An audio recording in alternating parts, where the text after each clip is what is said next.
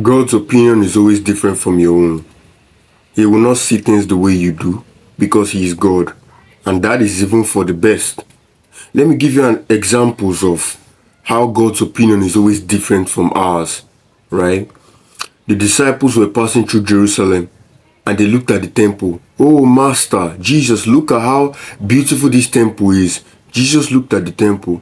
The temple was beautiful, yes, but Jesus said that, therefore I tell you, no stone shall be left on top of the other. Everything shall be thrown down.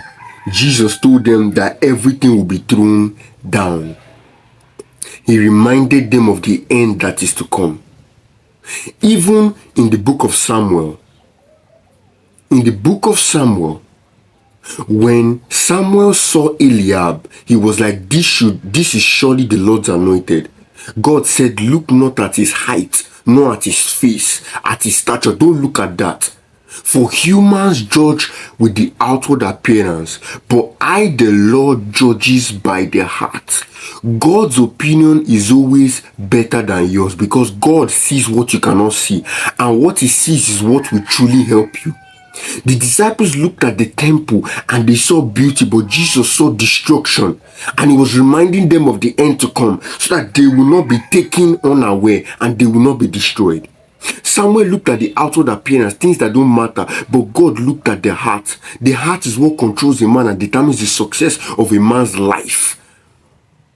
I'm saying this because you refuse to trust God's opinion, because you saw that girl, because she looks beautiful, because she looks wonderful, because her body is attractive. You don't want to listen to the signs that God is giving that she's not your wife.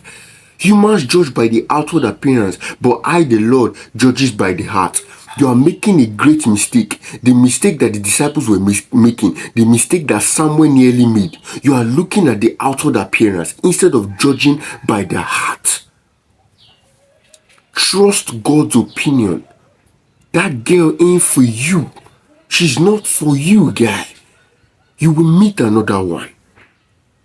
Trust God. I'm trying to make you understand God's credibility so that you will not have trouble trusting Him. Take your mind off what you are seeing and put your eyes on God.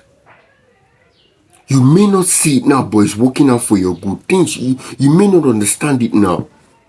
You may be going through a time of pain and tears, and you don't know what's going on. But my brother, keep trusting God.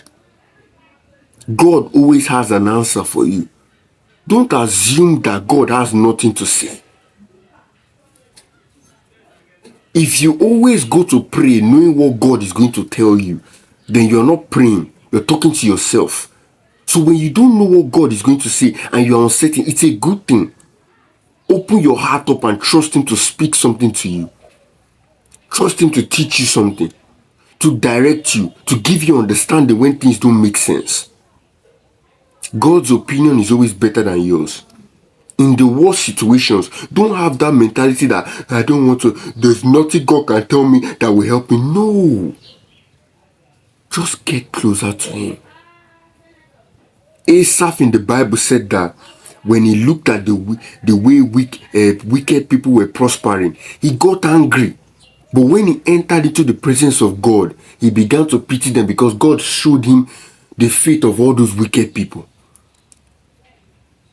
Asaph said that when I was troubled, when I was foolish and when I was misunderstanding things and I was in darkness, I did not leave your side, but I stayed close to you, and you held my hand and you led me through light. No matter how angry you feel or no matter how confused you feel, stay close to God and God will help you understand. God bless you.